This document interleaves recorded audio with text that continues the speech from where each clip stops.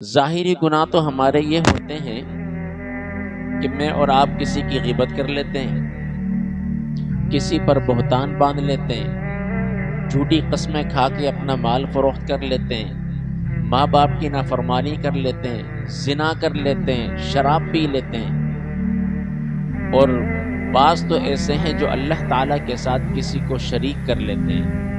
یہ وہ تمام ظاہری گناہ ہیں جو کبیرہ گناہ کے اندر شامل ہوتے ہیں۔ باطنی گناہ کیا ہے؟ کسی کے بارے میں دل میں حسد رکھنا۔ اب آپ میں سے کس کے دل میں کس کے لیے حسد ہے ساتھ والے شخص کو نہیں معلوم۔ یہ کیا ہے؟ باطنی گناہ ہے۔ تو اللہ نے کیا ارشاد فرمایا؟ وَذَرُوا ظَاهِرَ الْإِثْمِ وَبَاطِنَهُ، فرمایا تم ظاہری اور باطنی دونوں گناہوں کو چھوڑ۔ جب ایک گناہگار انسان اللہ کے حضور توبہ کرتا ہے تو کیا اللہ اس کی توبہ کو قبول کر لیتا ہے؟ فرمایا کہ دیکھو اللہ رب العالمین کی ذات علی کل شیء قدیر ہے، وہ ہر چیز پر قادر ہے، اور ہمارا یہ ایمان ہے کہ درخت کا پتا بھی اللہ کے حکم کے بغیر ہل نہیں سکتا۔ فرمایا جب گناہگار انسان گناہ کرنے کے بعد اللہ کے حضور آ کر اپنی دو چھٹانک کی زبان کو ہلا کر بولتے ہیں نا یا اللہ میری توبہ، تو فرمایا وہ اللہ کے حکم سے زبان ہلاتا ہے اور اللہ ہی اس کی زبان سے یہ الفاظ جاری کرواتا ہے، تب جا کر اللہ اس کے گناہوں کو معاف فرما دیتا ہے۔ تو جب تک اللہ کی توفیق شامل حال نہ ہو بندہ توبہ بھی نہیں کرتا۔ اللہ کی توفیق شامل حال ہو تو بندہ توبہ کرتا رہتا ہے۔ یاد رکھیں ہر گناہ مجھے اور آپ کو شب برات تک کی مہلت نہیں دیتی۔ وہ کسی شاعر نے بھی کہا تھا نا، توبہ کی امید پر ہو چکے بہت گناہ یا رب، توبہ کی امید پر ہو چکے بہت گناہ یا رب، مہلت تو مل رہی ہے تو توفیق بھی عطا کر۔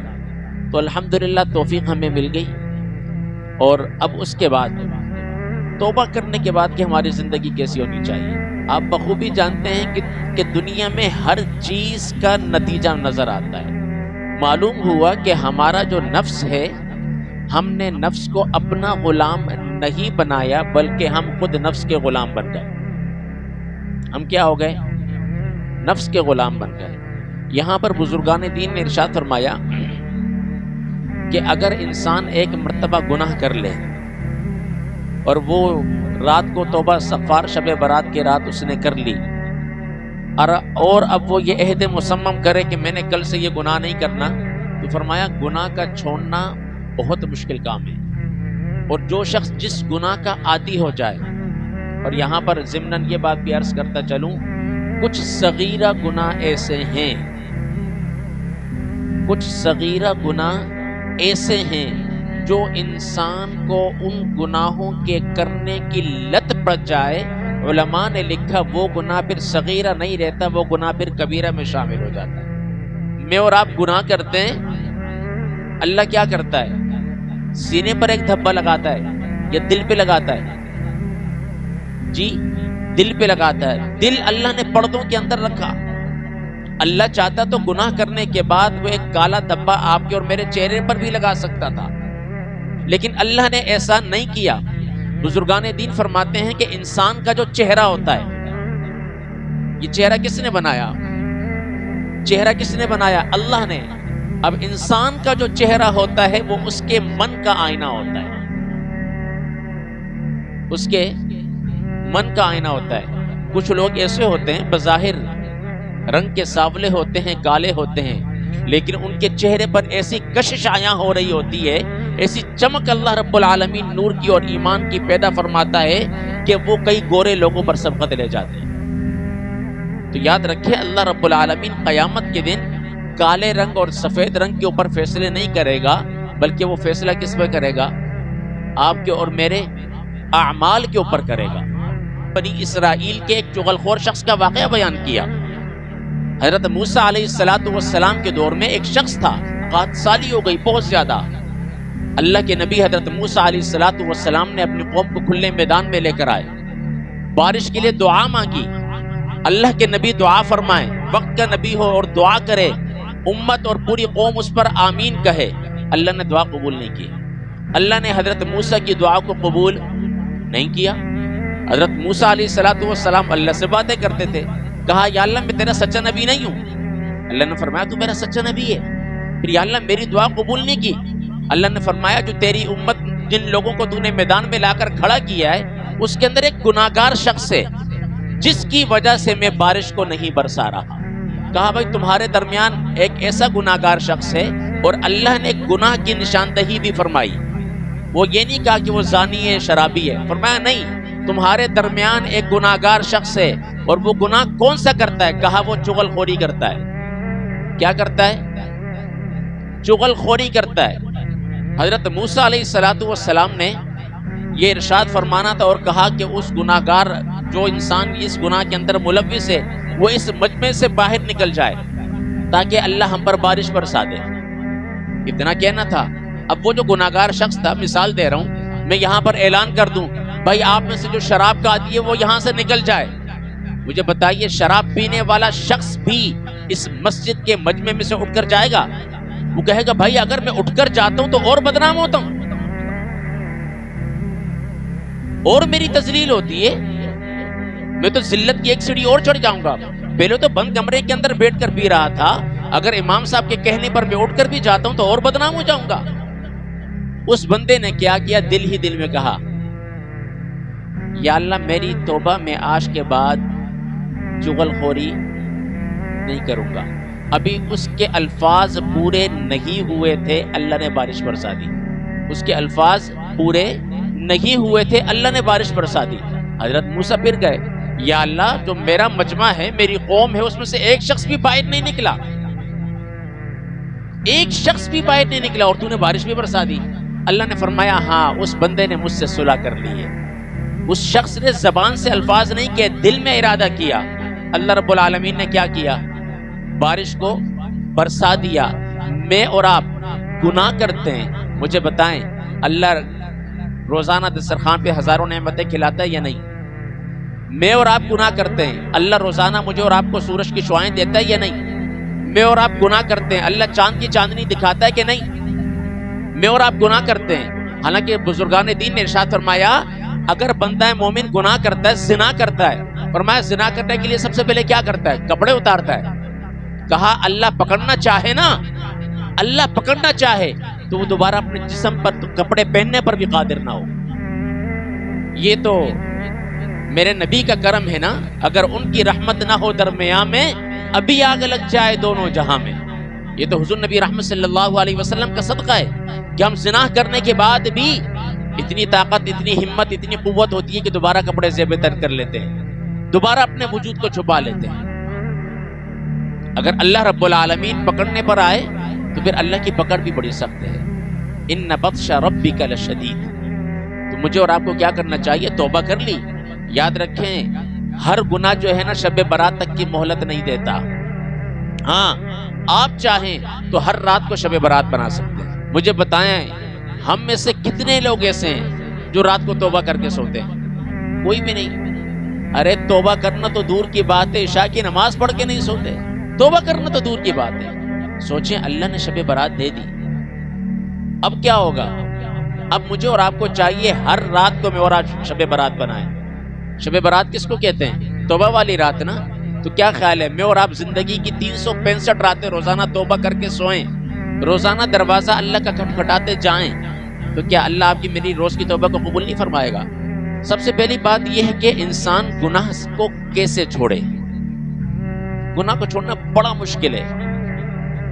دیکھیں ایک شخص سگریٹ کا عادی ہے, سگریٹ پینے کا عادی ہے, آپ اس کو کہیں کہ بھائی کل سے تو سگریٹ پینا چھوڑ دے, بتائیے وہ چھوڑ سکتا ہے؟ جی کہہ گئے روزانہ 2 ڈبیاں پیتا تھا, ایک دم تو نہیں چھوڑ سکتا.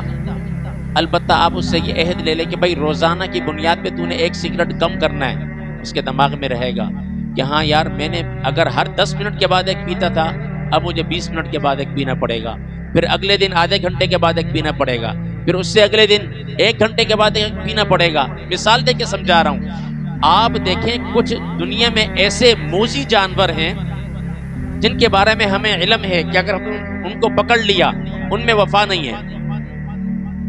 مثال دے رہا ہوں, ایک خوبصورت سانپ ہے, اس کی جلد بھی بڑی ملائم ہے, بڑی چمکدار ہے, خوبصورت اس کے اوپر نقش و نگار اللہ نے بنایا قدرتی، آپ اس کو ہاتھ میں پکڑیں گے؟ کیوں؟ اس کے نقش و نگار ایسے ہیں کہ آپ کے دل کو بہلا رہے ہیں، آپ کے دل کو بہت اچھے لگ رہے ہیں، کیوں نہیں پکڑ رہے؟ اس لیے کہ اس میں زہر ہے، وہ آپ کو نقصان پہنچائے گا، اس سے اگر آپ کو ڈس لیا تو پھر آپ کا اگلے جان کا ویزا لگ جائے گا، آپ نہیں پکڑتے۔ تو مجھے اور آپ کو کیا کرنا چاہیے؟ گناہوں سے بچنا چاہیے، جس طرح سانپ سے بچتے ہیں، ہمیں معلوم ہے کہ یہ نقصان پہنچا سکتا ہے، تو جہنم کیا کرتی ہے؟ جلاتی ہے نا۔ اور جہنم میں سب سے کمتر عذاب، سب سے خفیف عذاب پتہ ہے کیا ہوگا؟ اللہ رب العالمین آگ کے جوتے پہنائے گا۔ کس کے؟ اللہ آگ کے جوتے پہنائے گا، اور اس کی تپش اتنی ہوگی کہ انسان کا دماغ پگھل کر کان اور ناک کے راستے سے بہ کر باہر آ جائے گا۔